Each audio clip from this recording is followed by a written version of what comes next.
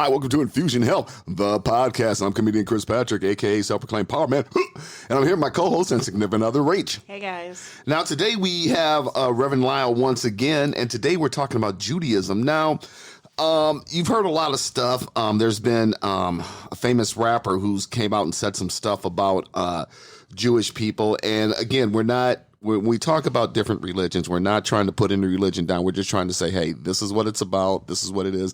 And if you have any questions or any concerns and you want to be on the show and talk about whatever religion we're talking about and bring some insight to us, you are definitely welcome. We sending out an open invitation. Now, today, like I said, we got Reverend Lyle. We're going to talk about Judaism, the history of Judaism, like some of the famous Jews like Moses and stuff like that. And we're also going to talk about, there's a lot of dark-skinned that are African-American Jews too, are African Jews who came from Israel. Well, Reverend Lyle, welcome to the show. Thank you so much. Yep. So today we're going to talk about Judaism. Now, Judaism is a derivative of Catholicism. One of the famous Jews was definitely Jesus. Mm-hmm. Yeah. So actually, Judaism started, quite a few thousand years ago. Actually, and Rach, you know this as well, that Abram and Sarai were called out. They were actually Akkadian, and they were traveling. And what happened was they finally got to the area that Israel is now. And Abram started to help Melchizedek in this war in Jerusalem, and Melchizedek was the priest of Salem, which means peace in Hebrew. And Melchizedek awarded him some of the favors of war, the winnings of the war. And he said, because you have fought and helped us, you are now not going to be Abram, but Abraham. Abraham, okay. And Sarai is going to be Sarah. So there's that H in there. Okay, so maybe I'm jumping ahead. Wasn't it Sarah couldn't get pregnant or something? Yeah. So she could not get pregnant.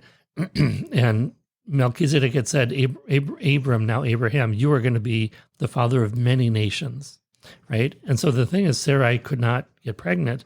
So Abraham said, I'm going to take my slave girl, Hagar, and impregnate her. And then they had Ishmael through that. Mm-hmm. And that's what began actually was the idea of the experience of the idea of the Muslim tradition comes out of that relationship with Hagar and Ishmael. So, and then Sarah then got pregnant and then had their children. So actually through Abraham and Sarah, there were two different distinct religions that unfolded through the centuries. So you had Judaism, which out of that came Muslim? Well, actually, out of the Israelite religion, and then Hagar and her son eventually were like the it's not really the founders, but kind of the beginning of the Muslim tradition. Okay. That eventually, because they became Bedouins in the desert, and then we get into Islam, which started in 600 A.D. So it's a little complicated, but it's like one family. Like modern day families, really. Yeah. So where did Muhammad come in as far as the Muslim religion? 600 A.D. Okay. Yeah, but they were pretty much so Hagar's descendants really, and Ishmael's descendants really were Bedouins. They were like animistic polytheism. So they had many different gods in their cultures, their tribal culture. So and then Muhammad heard this voice. And this voice, he later realized, was the angel, I just blanked, Gabriel. There you go, Gabriel.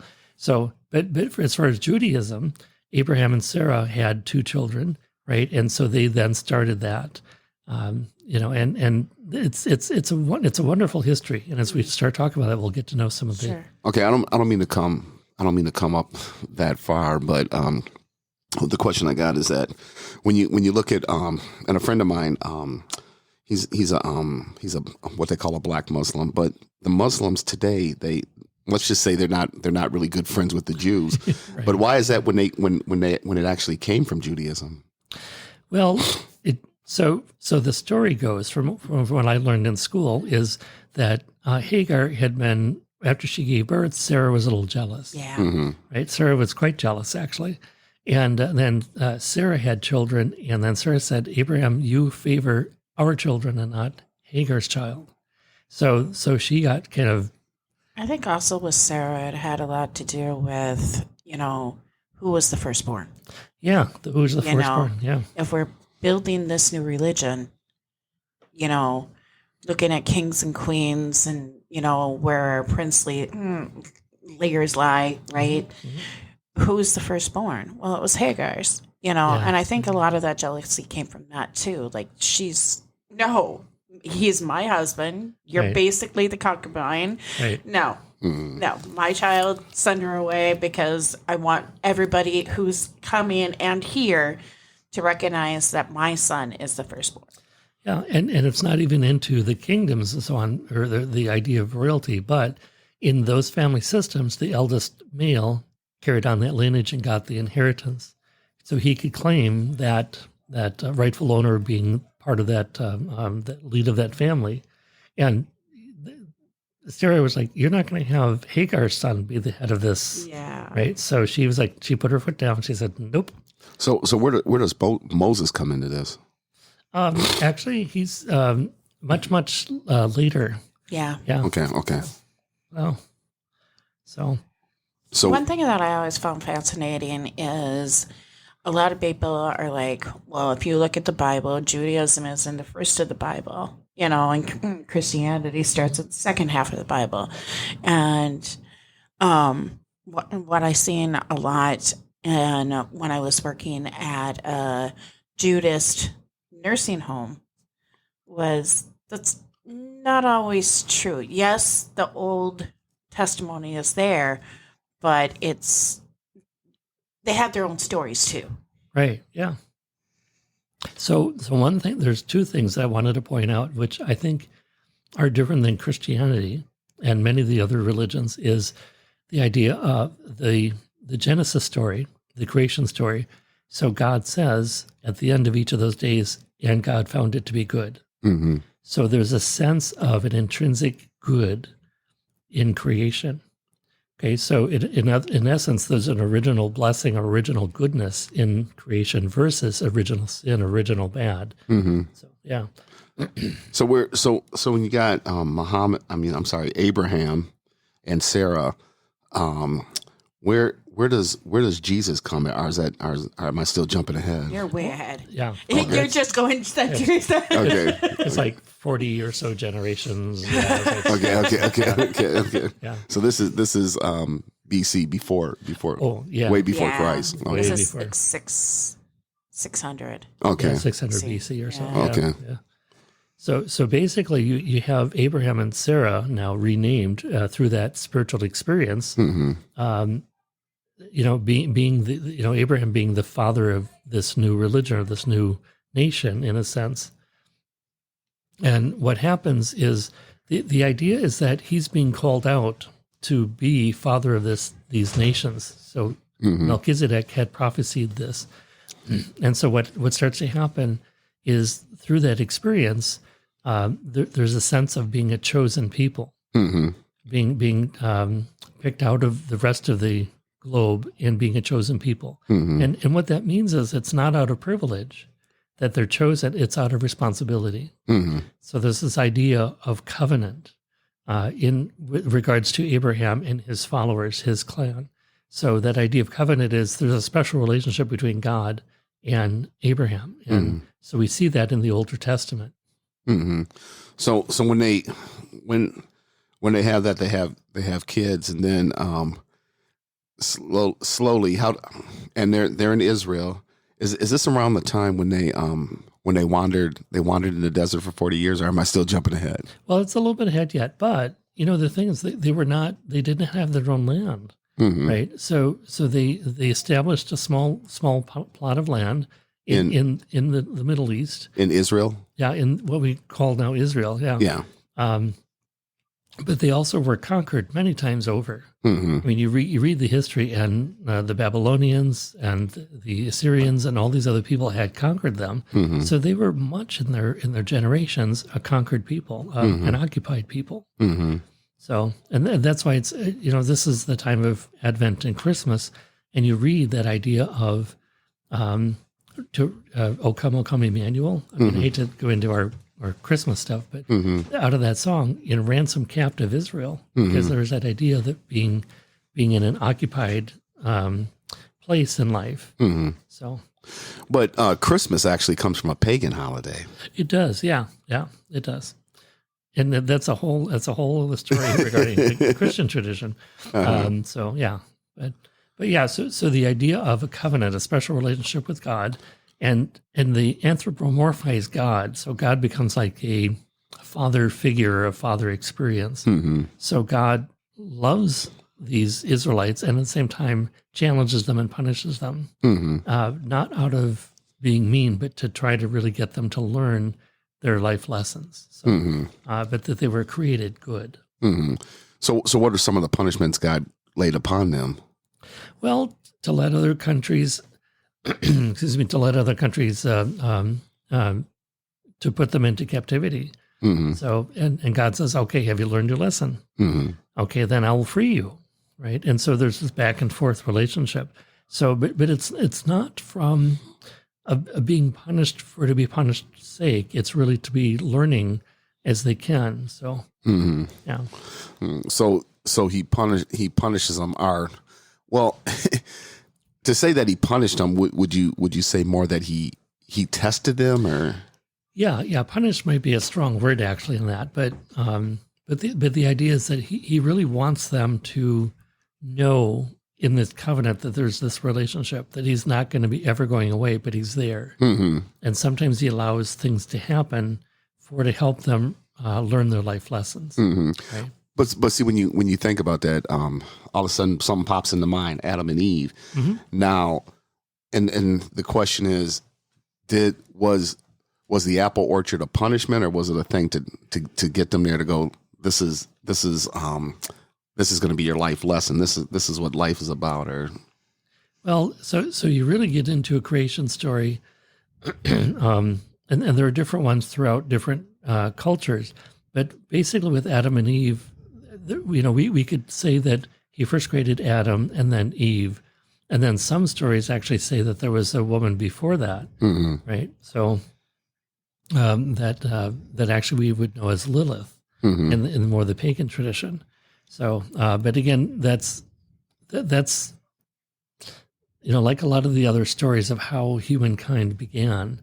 So just staying within Judaism, though, is the fact that covenant was not so much out of a privilege. The Jewish people were not privileged, but because they were in this covenantal relationship, there was a responsibility. So we see that in modern day Judaism, the idea that you, as a Jew, would give to the community. You would build centers and offer money and services to help those that are poor and in destitution. So, and actually much same in the Muslim tradition. One of the 5 pillars is almsgiving. So there's a commonality there with the idea of giving to the poor and those that are widowed and so on. And that's the thing too, because another thing, looking back at Judaism, looking back at these people, I mean, these people were not, as the movies portray them as, being Caucasian. They were actually, dark skinned and, what we know as Israelites or Israelis or dark skinned Egyptians or whatever. Right. Yeah. Well, it's like the picture we have of Jesus is really like the German Protestant picture of Jesus. Yeah. Right. Jesus looked nothing like what what we've seen growing up. And I think it's easily explained by saying, where did they live? The pigment of their skin protected their bodies. That's right. So I think a lot of people, start coming more into the English and the French and stuff like that. And as you adapt more religions and stuff like that, you're finding, okay, how do I adapt this religion to these people to have them understand? You don't bring in the color of their skin, you bring in the stories. Right. Yeah. But the truth is that Jesus was a man of color. Right. Because of where he lived The pigment of his skin was protecting him from living in the sun. Mm-hmm. And one thing, so talking about Abraham, he became this father of nations. So he actually was the father of Judaism, but also because of Judaism, he became the father of Christianity in a sense too, because Christianity was a Jewish sect for many years, and then slowly through you read the time of Paul and the Acts of the Apostles, it actually became its own faith community, and then out of the history then too, you have Muhammad hearing the voice from Gabriel, creating or hearing those words and having them written down, creating the Islamic church, or not church, the Islamic community, the Islamic religion. So Abraham is, we call it, Abraham is the father of the monotheistic religions. And that's the thing with Christianity, because a lot of people talk about, well, this is the right way, this is the right way, but it all derived from this, you know. Yeah. So we're in December, and there's a very special holiday that happens for Judaism, and in the month of December. One thing that I found very cool is I already kind of really knew a lot about it, but one thing that I got to do on my unit is I'm on practice council, and for that, how can we make the beauty of our unit just a little bit more special? And so I got to do a tidbit on each religion's holiday throughout the month of December to celebrate every single religion. So why don't you share with us the month of December for Judaism? Okay, well, you have Hanukkah, right? So some people might have seen like the menorah, those 8 days of celebrating, lighting the candle, and the dreidel, right? So just a little bit of the history, like Hanukkah really is the festival of lights. So what does that mean? So the 8 candles out of the menorah. So back in the time, they had these little hand candles or lanterns that they put oil in a small wick. So those were your lanterns, basically, or lights. And so they had enough for like one night. So they lit it and then they prayed. The thing is, it did not go out for 8 days. So that's why they celebrate those 8 days of light, the festival of lights. So that's a little bit about Hanukkah. And it's about the darkness and celebrating the light, and the fact that God was there keeping the oil lit, the lantern lit for those 8 days. So, yeah. And it was a matter of protection God was giving them in that light. Right. Yep. Exactly. So then where maybe I'm jumping ahead again, but how do we get to Moses? So you're really wanting to get to Moses. Am I still? Well, it's so what happens is, so the Israelites are in captivity in Israel, or not in Egypt, and what happens is Moses, his mother did not want him to be found because she was Israelite, so she put him in a basket and put him in the water, and then the Pharaoh's, I want to say one of the servants, but actually it was, I think it was the first handmaid of the princess, wasn't it? Yeah, the first hand. Yeah, I couldn't remember which level there, but yeah, the first hand princess of. So he was picked out of the water and raised as an Egyptian, right? So he actually went up the ranks in time and had more and more responsibilities, and then he learns of his Jewish heritage, and then he suddenly has that. I would say like not really a conversion, but it's like, how do I speak this truth that now I know who I am, right? So that's when he says, we're going to be leaving this land and going back to Israel, and of course the Pharaoh was like, no, you're not, right, and he said, well, yes, we are, and so as they start, God comes to their aid, and so God comes to their aid out of being protective. But what happens is he sends those 10 curses, or the locusts and all these other things, plagues, curses on the land. so that the Pharaoh then would, eventually release them. But God puts in there, he hardens the Pharaoh's heart. So, and this is all part of the story to get the Israelites to really learn the lesson, right? So, yeah, so that's kind of it in a capsule.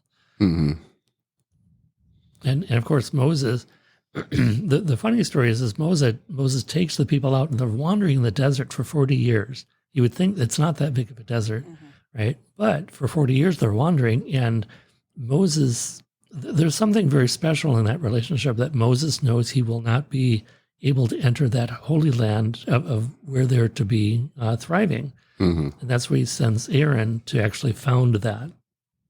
Moses sees it, but does not enter. And Aaron takes over and actually kind of encamps the Israelites into that new land that they claim for themselves. Correct me if I'm wrong, but that was because Moses did something when they were traveling and did not bring honor to God. Right, yeah. So God said, because of this, you're being punished and you will never see, where you were supposed to go. Right, yep. And that happens. So that's part of the relationship of the covenant. So that humility of the Jewish people. So again, I go back to this quite a lot. So the idea that they were not privileged, but there was a responsibility being the chosen people. And when Moses had done those wrongs, God said, "You're not going to be entering this in this way." Moses knew and was humbled by that. So there's this idea of being humbled, being humble in life. And that's why you see a lot of the idea of this being a responsibility. As a Jewish person, I have a responsibility to hear the cries of the poor, to come against injustice with justice. So a prophetic voice, in other words. Well, to come across the injustice with justice, that doesn't seem to be much. When you turn on the news, there doesn't seem to be a lot of that going on right now. No. But we have little snippets where we see it. But I think we have there's the idea of the hope of that, right? And every once in a while you get to live that out for a short while. You get to see that and experience that, but not for a long time. So it's something to be longed for. And it might not be like in this world that you really get to experience that idea of justice. That's where we get to the idea of heaven, and that heaven come down to be as on earth, right? So. So then when we so maybe I'm still jumping ahead, but go ahead, jump ahead. Then we have we're waiting for you. Then we have the birth of Jesus. Yeah. So before we get to the birth of Jesus, I just want to point out. So we just have some of the books of the Hebrew people. So we have the Tanakh, which is the Hebrew Bible or the Older Testament, or Torah. Yeah, the Torah.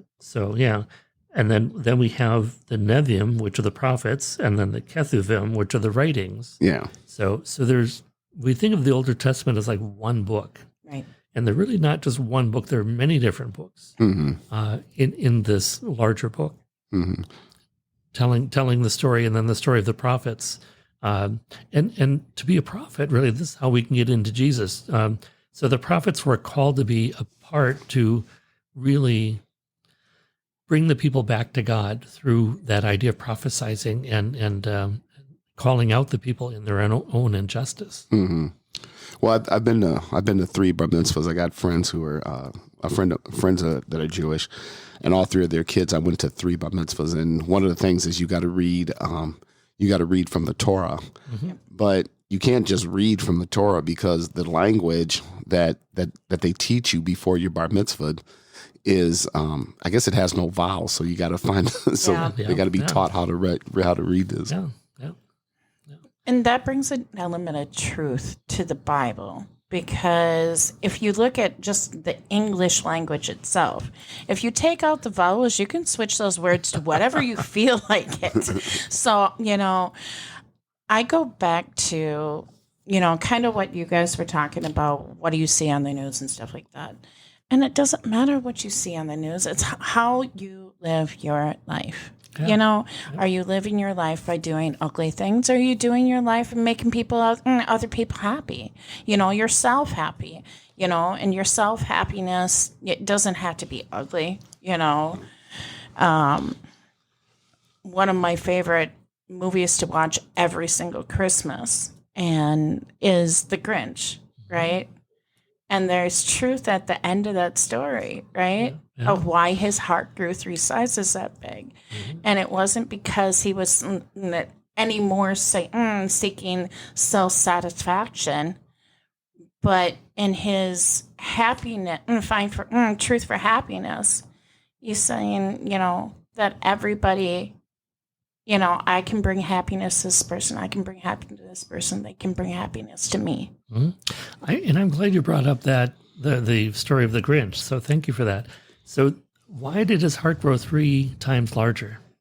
Right? In numerology, 3 is a spiritual number. Mm-hmm. So you can read into that or interpret that maybe that his heart growing 3 times larger is a spiritual experience. And where he sees that, and this also, it comes from the Judaic tradition too, is, who is my neighbor? It's just not me and my dog, right? In the Grinch story, but it's like me and my dog and all these other people in the town. Yeah. So the idea of connectedness and belongingness is a human need. And so the idea of, in Judaism, the idea of who is my neighbor? Well, I'm responsible for my neighbor as well as myself, right? So, Right. Mm-hmm. Mm-hmm. So when we look at Jesus comes and Jesus are maybe I could go back to Socrates, because we split the religions up, but then you got this guy Socrates who comes and starts teaching this Christian way, and they kill him. And then all of a sudden we have and I don't know which was first, but then we have Jesus who comes and he's the Holy Son of God. And he's going around saying this, and then they go to silence him. So Jesus, one thing we have to remember is Jesus was a Jew talking to Jews about Judaism. Mm-hmm. So he really, there's speculation that he was actually, he's best known in the Pharisaic tradition. Yeah. So you have the Sadducees, the Pharisees, the Zealots, and the Essenes. And Jesus was actually presenting or encouraging a 5th way of being, but he knew the Pharisees probably the best. So there's speculation he might have been a Pharisee himself because he was a teacher, a rabbi, and Pharisees were rabbis. So, so that's that possibility we're not quite sure of.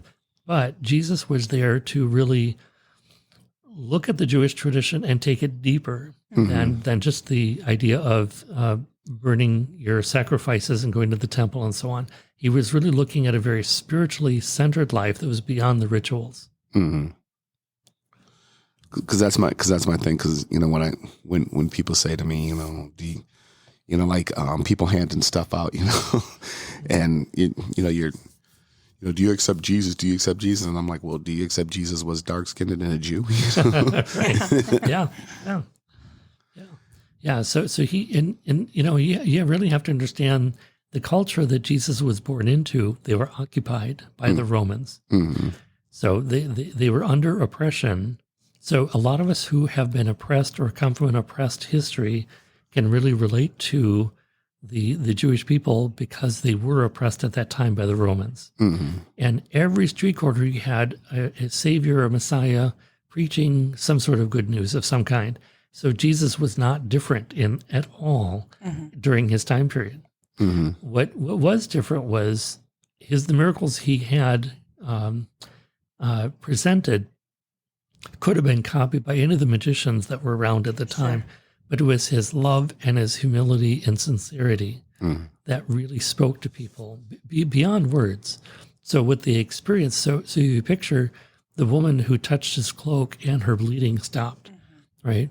And she's like, this bleeding stopped. And he said, it's not I, but your faith that healed you. Right. So he really is presenting them a chance to reconnect. Like I said earlier, we really are a human species that really long for connectedness. And Jesus brought that message to people. So it's none of this separation, none of this I'm good, you're bad, that kind of thing. It was more like the Father in heaven loves you and I love you and you are to love each other. Right. And when we're all one. Right? So, I think there's a lot of truth in that, because when Mary was about to get stoned, Jesus stepped in and said, okay, yes, she's doing wrong, but are you going to stone her or teach her? right, yeah.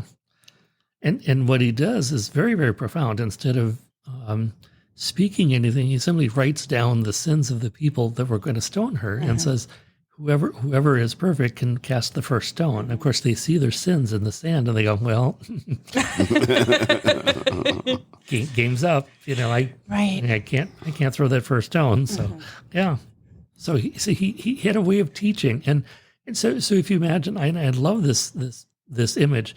So if you imagine a Jewish person connecting in a way to be open through prayer to the Spirit of God. So I picture him like a sponge, soaking up that Spirit. And from that, having that energy in the sponge as his body, he then goes out and teaches and preaches and heals. So it's out of that energy that he does all that. So. Well, that's one of the things too. They said it's kind of like the stone thing. Is like whenever you point the finger, there's three pointing back at you. Right. Yeah. So he really was, and you as you read the stories about Jesus, he was saying, "I know this is true, but this is what I offer. I go back to really what the prophets and the whole idea of Judaism is about, and that's connectedness to God." Right. So. And then, well, when you have all the religions, in the world like we got, and I saw, I think I mentioned this before. I saw an interview with Muhammad Ali, and he said, it all leads to God. You just got to find out which one works for you. Right. Yeah. And one nice thing is, even those that they don't have an actual deity in them, they have a way of life of being that is a spiritual way of being.